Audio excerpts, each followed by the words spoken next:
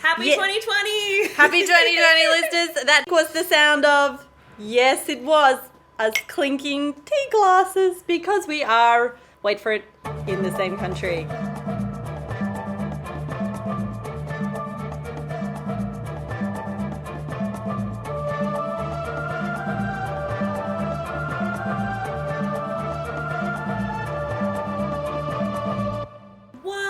I know. Not only just in the same country, we're also in the same room. And we are like literally next to each other. But Jen, what country are we in? Yeah. Are we in America? Are we in Europe? We could be anywhere. We could be anywhere in the world. Could be. But actually, you've just dropped by for a cup of tea in Phnom Penh. And it's quite nice. I'm enjoying it a lot. I'm enjoying it a lot too. Lots of tea drinking, lots of amazing food, and yes, lovely Cambodian people. So excellent. And we're starting today with our season 2 with part 2 of our Artist Way that we left you on a cliffhanger with in 2019 around Christmas time. Around Christmas, the Christmas special. It was our Christmas special. Yes. It was quite fun. Yes, always leave them wanting more. Exactly. Yes. That's how we like to start our end our years. So there's something in the new year to start with. So, but before we get into all of that, we have just a bit of housekeeping for you. So first thing is some of our listeners may have noticed a bit of a discrepancy with our hosting platform. And they may have had some duplicate episodes. Ooh. So this is because we have switched platforms, and so we are still coming to you. It'll still be under the same name. Everything's the same. We just changed where our podcasts are being stored. So so that was the irregularities that were there for a while. But we're back to normal. Everything will be as it was, and there should be no more hiccups for future episodes.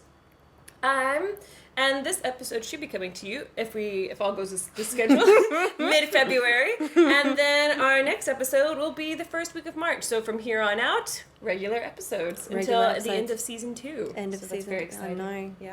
The Artist Way. All right, yeah. Let's do it. So maybe we do you remember what it's about? I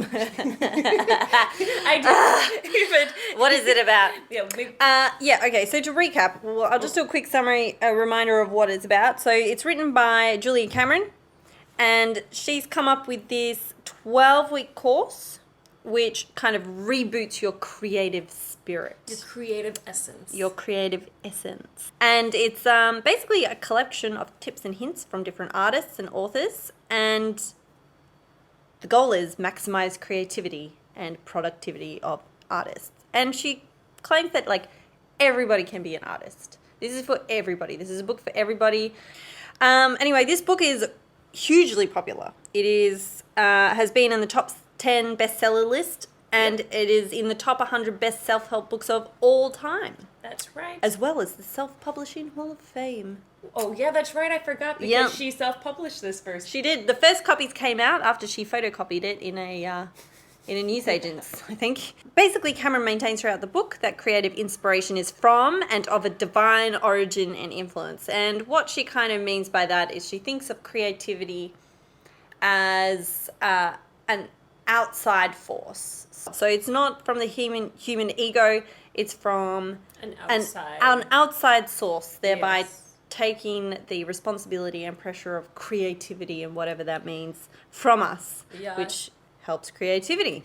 So it's like a self-perpetuating cycle. Anyway, so the ideas of creative personal development were felt to be very new and radical in the time of publication, and they've become a bit of a phenomenon. And so there are many meetups and support groups which follow this course, which goes for 12 weeks.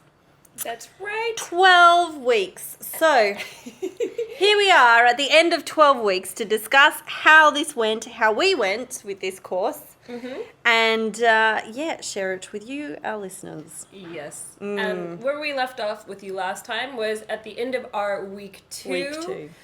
We were journaling. The 2 things you have to do with this is journal with these morning pages, 3 pages a day, every morning. And the second part was once a week go on an artist date. Yeah. So that's where we left you off with last time, and we kind of discussed when week 2 they go into depth with these crazy makers that can appear in your lives, which kind of create this sense of guilt within yourselves for your craft. So people who make you feel bad about having a specific talent or a certain talent. So, Very true. And that's what we discussed last time. And now we're on to week 3 and maybe a confession. Yes, So- I think we should start with how our morning pages and artist dates went. So, yeah. The things that we were supposed to do for 12 weeks. So I think maybe, Jen, the mistake here was that we decided to try and complete this over the Christmas holidays. It was perhaps a little ambitious. Maybe it wasn't the best idea because we were both traveling. Jen, where did you travel over the break? I went back home to Australia. Oh my gosh. I did. It was very nice. I spent it with my family. As a result, not much writing happened. Although, I have to say, my artist dates were excellent in Australia because I really like walking. And man, I just went to town. I was walking every day. It was great. Oh my So I had gosh. lots of artist dates. It was really nice. Aw. Yeah, so they went really well. Journaling went, yep. Yeah. Yeah. Yes, and for me, I was also traveling. I went back home to the States for a bit, and then we had some friends visit us when we came back for New Year's in Germany. And so, unfortunately, I think I journaled maybe 3 or 4 times. Better than me. But my artist dates also went quite nice. I got to have some more coffees in the States. I had a nice artist date with myself at a Starbucks, just by myself. I mean, as we discussed last time, it's still really hard for me to enjoy being creative without people around. I really enjoy being creative in a collaborative sense. Yes. But I understand, the need for one-on-one time with yourself. Yeah. But yes, and then when I came back to Germany, it's been quite nice having some nice walks through the forest, and So beautiful. it's a little snowy, not that snowy yet, but yeah, it's been quite nice, and getting coffees in cafes, and just using that time to really explore the different cafes around, and also using it to just read. I really like reading on my artist dates. My inner child always wants to read, and I just let it pick whatever it wants, so it's got interesting taste, but It's got interesting dates. but I do it, so it's helped. So, but yeah, so that the artist dates went really well, but yeah, the journaling not so much. However, we did do some of the questions, so we're gonna go over some of these questions, and then maybe in the future when we actually do all 12 weeks of like proper journaling and everything, we'll come back and do this. Maybe it'll be another Christmas special in the future. So I guess full disclosure is we got to about week 3. Yes. We did it properly with the questions and the journaling up to week 3, and then we both sort of fell off the wagon. Big we time. are listeners. We are sorry. Yes. Yes. Yeah, maybe that's something about it. Maybe it works in a sense, in a format of structure. So it's got to be like your everyday life that you start this in. You've got like a nice, good month. But I mean, Right, that's 'cause 12 weeks. That's 3 months. That is 3 months, and as artists, it's really hard to have a consistent schedule. Yeah, for 3 months. For 3 months, I you don't really think have that's ever to. happened. Yeah, Yeah. something to think about for sure. Yeah. Because if you have like a 9-to-5 job, it'd be easy. Like Yeah. set the timer or Yeah. set the alarm in Yeah. the morning. Do your journaling. Like have your and routine then it's going. like every day, or it is every day. Yeah. However, yeah. But So yeah, it's an interesting thought. We'll have to think about like if we have another run at this when we start it. We'll have to have a Right. good think about it. Yes. We'll keep you tuned in. Or do Yeah. you have thoughts on listeners? How Suggestions of when would be good to Yeah. start this. Have any of you completed this and had And when did success? you do it? Yes, please tell us. But yeah, since we didn't do that with today, maybe we could go over the few weeks that we did. Even though we didn't do all the journaling and everything, we did have a good look over a few of the weeks and the questions. And we even had the opportunity to do week 3's questions together. We did. Week 3 was about discovering your self-power. My What a- powerful self. What a title. It The is. self-power. It sounds very empowering. It does sound it was very empowering. And the questions I really liked were very aimed, as other chapters have been, around childhood and what you accomplished as a child, like the settings. I remember we had to describe in detail our bedrooms, Yeah, as a child. which was an interesting question because you moved around a bit. I moved around a lot, so I've never really had a very strong connection with my own space, if that makes sense. I've never really felt that super. We both discovered that our bedrooms were Purple, purple when we were kids, which is which just goes to say we're still cosmic twins, even we more are than we cosmic thought it twins. was. Twinning. It was amazing. And there was something else we both had. I forget the other. What were the other questions? Messy. They were both Yeah. messy and purple. They were messy rooms with purple walls. I don't really understand like why we had to talk. So you think it's because I mean, for myself personally, I don't know, I feel like I'm pretty much in power of my life. Any decisions that I haven't liked, I do everything I can to fix them, and things that are out of my control, I'm okay with. So, I mean, when I decided to move to Australia, that was something that I decided. yeah. And a lot of people were very unhappy about it. But Yeah. I didn't care. Yeah. I mean, it was Yeah. okay. I was like, well, this is what I'm doing. Yeah. So I had that power within me to be able to make that decision. And Yeah. then when I decided to move to Germany, it was also the same thing. I mean, a little less because people, I think, realized that I was going to move. But Yeah. yeah, well, I've been very okay with making decisions in my life and sticking with them and being happy that I made those decisions. Yeah.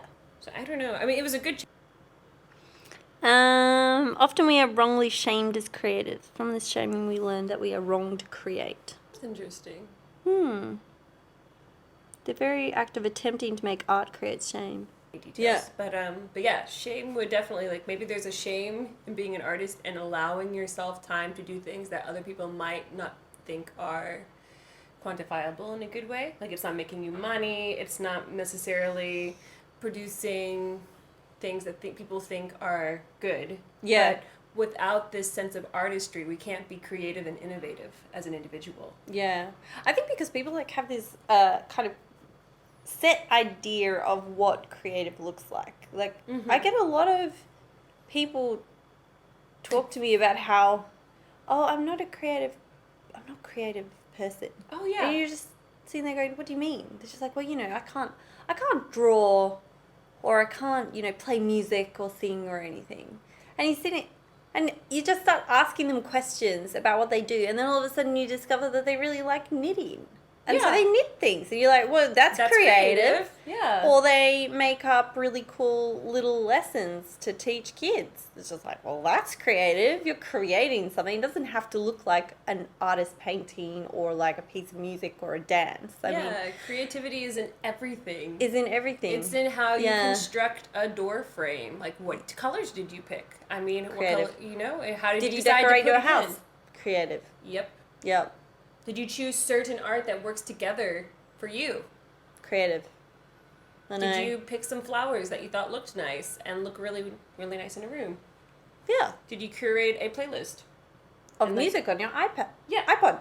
Yeah, and then you Creative. like play at a party. Yeah. Creativity is everywhere.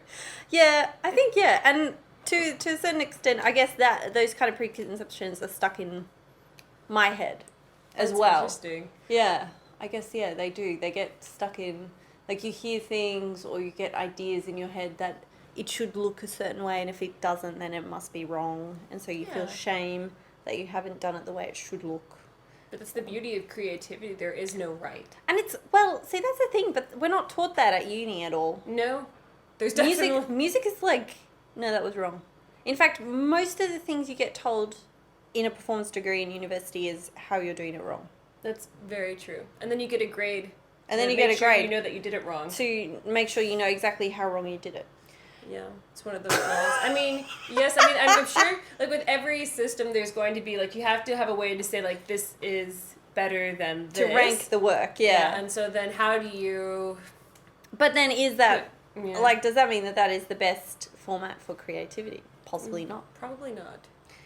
I guess kind of what they try and teach you is learn the rules so that you can break the rules. Yeah, exactly. Exceptions and rules. Yeah.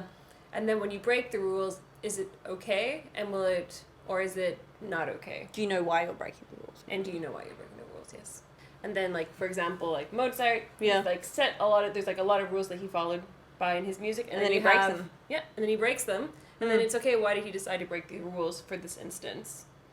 And then how much analyzing do we do before it's losing all ideas of creativity? Yes. But, When you become like a robot. Yeah, exactly. A musical robot. Or just turning stuck out in this tiny little 4-part. box which you can't get out of. Yeah. It's interesting. Maybe that's why the bedroom thing, it's trying to bring you back to childhood. Because I think we talked about this briefly about childhood is kind of like a set of experiences. Like you start out as a child completely uninhibited.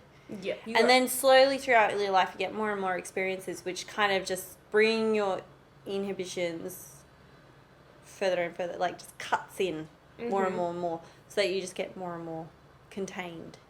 Yeah. And afraid. And you learn more shame, too. And more shame. Yeah. As a child, you're not full of shame. No. So, coming back to the shame thing there. Yeah, to the shame thing. So maybe that's why we had to think about our bedrooms. Maybe. Yeah, it's a good thought. Yeah. Oh, and then yeah, we're we supposed to talked about connect, that. about And then our both room. of us realized our bedrooms really don't have much in it. Like mine with that I share with my husband has like some really nice photos of you know when sometimes we've traveled and it has a coconut turtle. The coconut turtle. So. Jen was there when it was purchased. I totally was. And yeah, I guess like maybe it's, and then she suggests that you should get something you like, which you liked from your childhood room, into your bedroom. So I guess it's like maybe trying to, through symbolism, bring yourself back into your sense of childhood. Because, I mean, the first 2 weeks were all about becoming a child again. That's very true. So maybe this is where it's just like, try and bring yourself back into that sense of power as a child where you just, you did everything and didn't have the shame because you didn't know it was supposed to be embarrassing. And then... like kids are hilarious. They just don't know what's supposed to be embarrassing. Like the number of times my nephew Timmy is just like falls on his face, or he just gets stuck. He's figured out how to stand up, but he can't figure out how to sit down. So he kind of gets stuck, and then he doesn't look embarrassed about it. He just looks really confused. Confused and slightly worried because he's not sure if he's ever going to be able to sit down again. But there's no shame. Like, so I guess maybe that's going into it. So that could be cool. And then we got to describe like what we liked in ourselves as a child. Yeah, 5 traits. I think I remember liking that I was very organized as a child, and I liked organizing events. Oh, you liked organizing events, but you said your room was messy. My room was messy. I liked organizing my inner world, not my outer world. Your inner world, not your my outer inner world. world. How interesting. I even remember as a kid thinking of my brain as a computer and like organizing things and typing things in there. That's quite fun. Really cool. Does that mean you kind of have a photographic memory? Many people have thought this, but it is a flawed photographic memory. If I do, it is flawed because it remembers the wrong things. If not, you can also ask my husband. Maybe that's because he just didn't type it into the computer. Much like when I don't write things in my diary and then it's like, bum bum. Yeah, exactly. No. But yeah, I remember liking that bit, and I liked singing in the choir at my church. That was also quite nice. I really enjoyed doing that as a kid. I like that bit about myself being able to like go and do things and not feel too like worried about what other people thought. That is a really cool skill. For camp. I had to think really hard about this when we were discussing this. It was quite hard. I liked how much I used to read. That was my form of escapism. You're still an amazing reader. Well, you have the best taste in books too. It's kind of that's my mum. She's just reading her way through the Man Booker Prize series, so she just keeps handing me these books, which are all fantastic. But and then also again, I found that childhood accomplishments really hard to remember, like in positive way, things about what you did as a kid, and like what was an accomplishment. Oh yeah, what isn't it? Well, how do you define an accomplishment? Because the example they gave in the book was like, did you sheet the sheets on the priest's bed? But why? I know. Why would you do that? Why would you? I guess maybe if he was mean. Really, but even then, there are like better ways to express your anger. Yeah, and then like she seems to be really going into the whole nostalgic thing because we also were supposed to find like a favorite food that you had as a kid. I liked how she kind of had us do all this deep diving and everything, and then ends with food. Which is nice. Everything is always connected to food. It is. The best memories. Best For me, food. it was like Christmas dinner. Christmas, like the full Christmas dinner. Those were the nostalgic. And I think it's connected because it was like all my family were there. That was always really nice. Yeah. Aww. That was my favorite food. What was yours? I think mine, growing up, the first thing that's coming to mind right now is my mom used to make this like pecan chicken.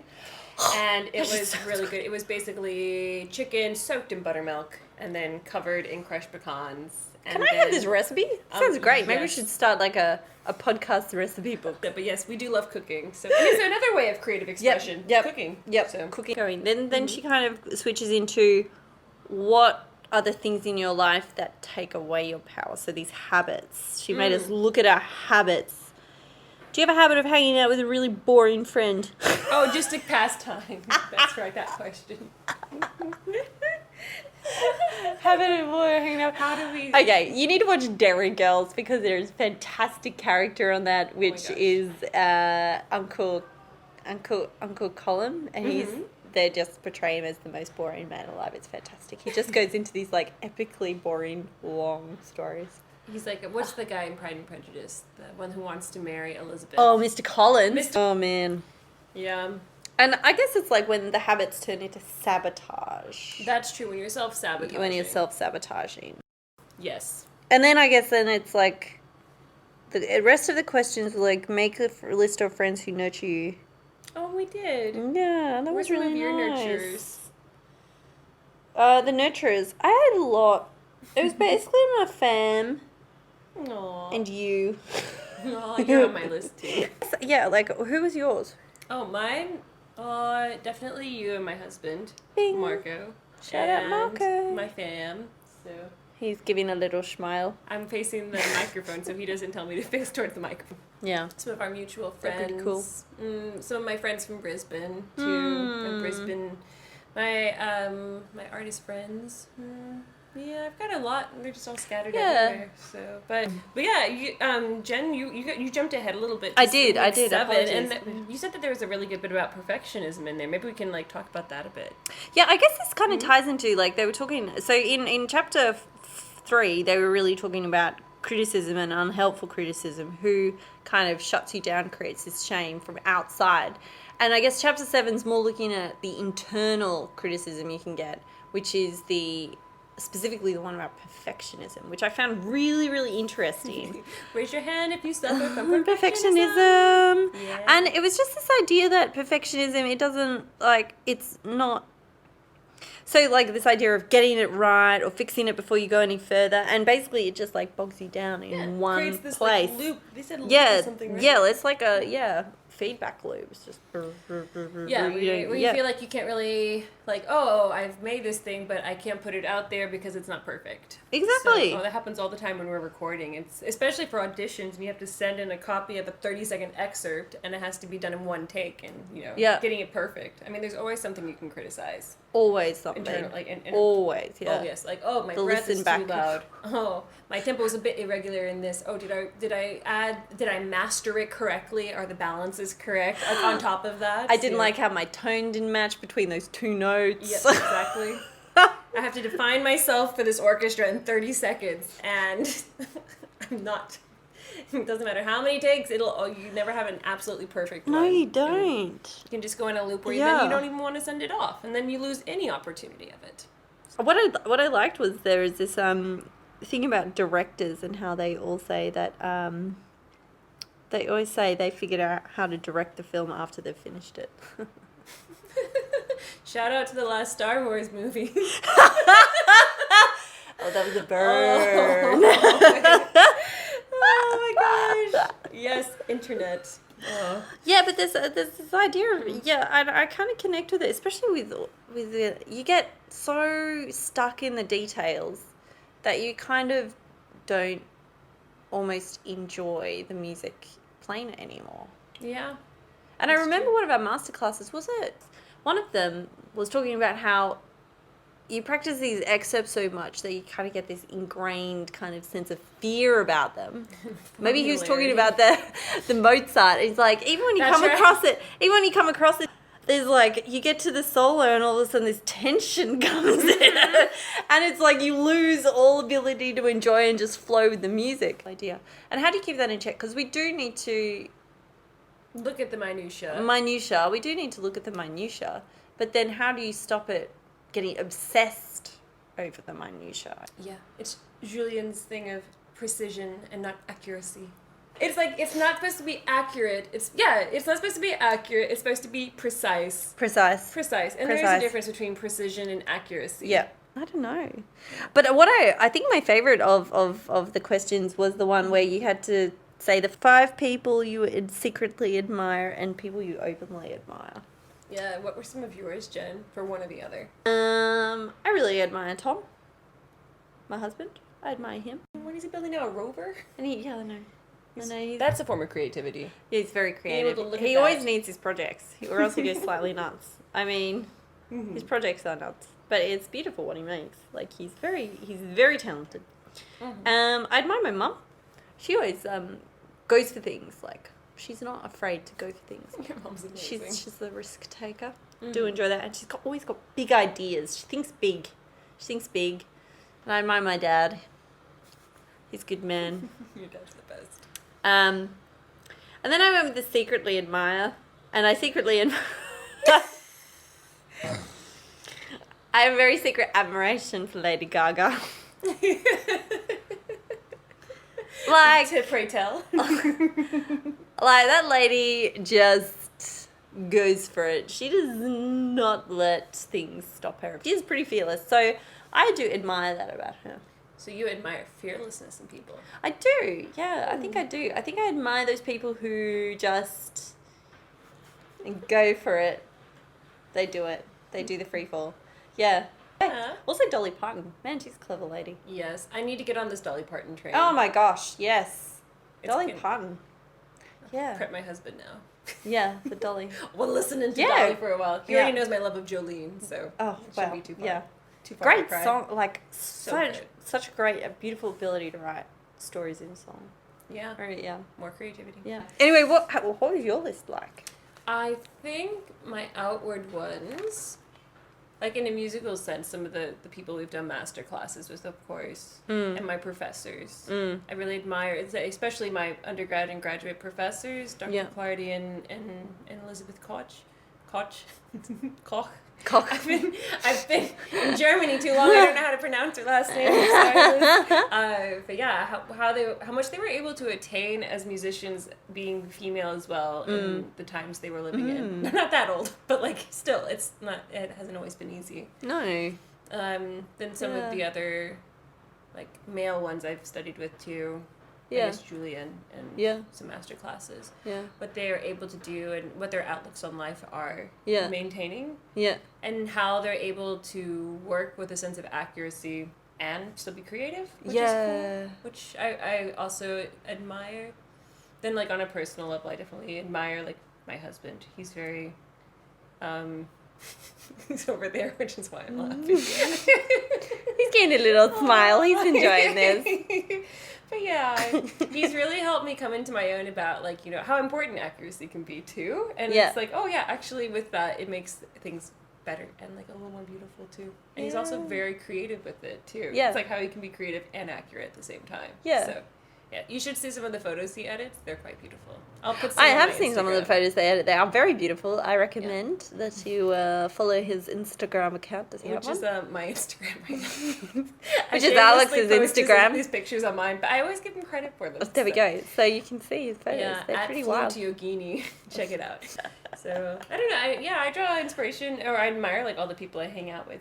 Yeah, So that's good. admire my sister. She just completed her doctorate, and she is that is now wild. officially, as the day of this podcast, I think she is also certified as a yoga instructor. So Shall we go? I mean, it's amazing. The list could really go on. But Yeah. But it's cool because it sounds like you've surrounded yourself with people who... I admire. Yeah. Well, that's true. That's a Like good you've way to kind of live. already been through the first part of this process, I feel like. Maybe my just on your teachers have- own. Yeah. I've had good people who have helped me. Through survival instincts you have. Yeah, exactly. As far as people I secretly admire, I mean, I don't know if it's much.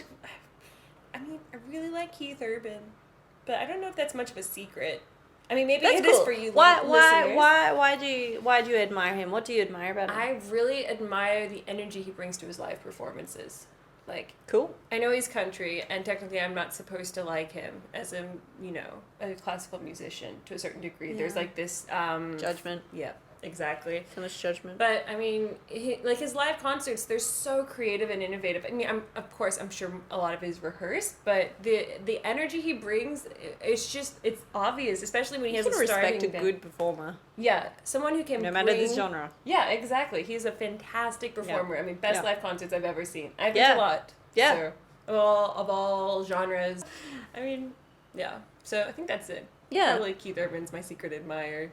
But Okay. it's not too much of a secret. I do have him on a T-shirt, which I don't wear too much because it's just huge. You have to piece, have but 5. I have to have 5. You only had one. You only had Lady Gaga. I And Dolly Parton. Oh, and Dolly Parton, but you weren't certain about Dolly Parton. No, I was totally certain about Dolly Parton. Second one, Okay. I don't know. I Secretly admire.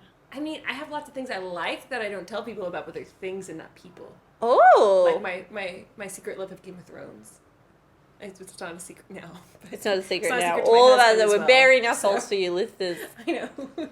But, like, I do like going in, like, figuring out all the details and how everything connects and, remembering them. Bunch, but It's a complicated TV series. on that On that note. Jen, so overall, like, with what we've done from week 1 to week 3 of The Artist Way, what was your biggest takeaway? Like, The biggest takeaway. what did you like the most? I've kind of worked through a lot of this in bits and pieces over the years. Like, already. Especially the first 3 chapters. It was kind of like a good checkup. Because all of these things I've heard about in the past in some way. I do, as much as I struggle with the pages, I do like clarify things in my brain sometimes. Or true, yeah. it just helps me reflect on what's happened. Or, yeah, it's just a nice moment when I kind of almost, I guess, like the mindfulness thing. Yeah. I really want it to be a habit. That would be good. I would want it to become a habit. But it means creating a new habit, which is a lot of work. So. It does take a lot of work and time. It's a lot you can't of just effort. say, you have to make a plan, then follow through with it. And then, Have a schedule, a routine to help with your habit.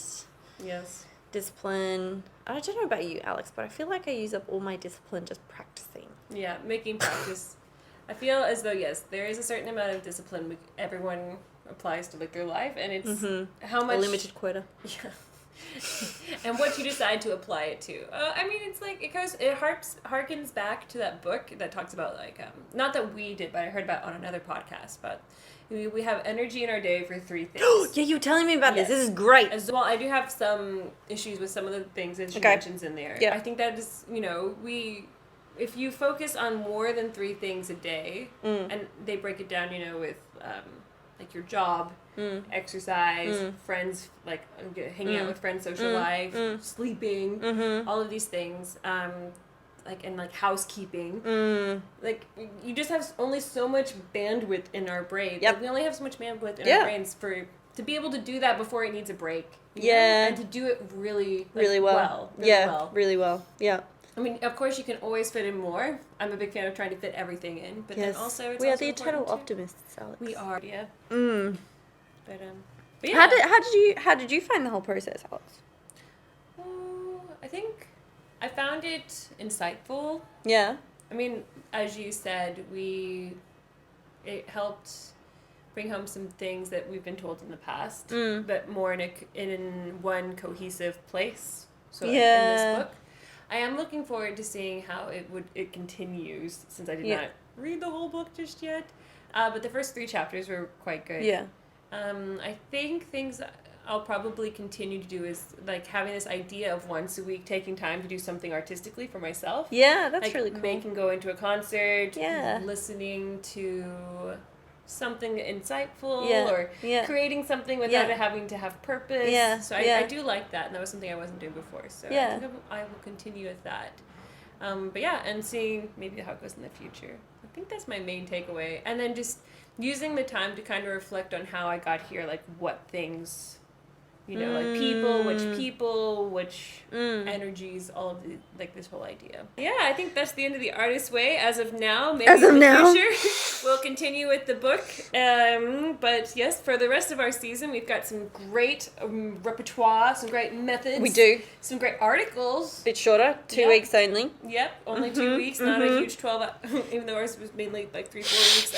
But we did do our artist days to the end. So We did. We did do 12 weeks of this. We did do good. It'll be a more cohesive maybe in the future. Yep. But yeah, so stay tuned. March will be our next episode. Thanks for listening today. And so we would like to thank our fabulous producer, Marco, who is sitting on the sofa right now and been checking our sound. Thank you, Marco. Yes. Thank you to the wonderful Ivan Potter for our fantastic show art. And if you'd like to send us any thoughts and questions, to our email at thepracticeodyssey@gmail.com. We would love to hear from you, especially if you have any ideas about when we could do The Artist's Way. Maybe it will be less disruptive, more helpful to the process. We would love to hear that. And if you liked this episode, you can subscribe to hear our bi-weekly podcast on Apple Podcasts or Spotify or Stitcher, TuneIn and Alexa and iHeartRadio. Yeah. And I think that just about wraps it up. All right. Thanks so much for listening. Yep. We'll hear from y'all next time.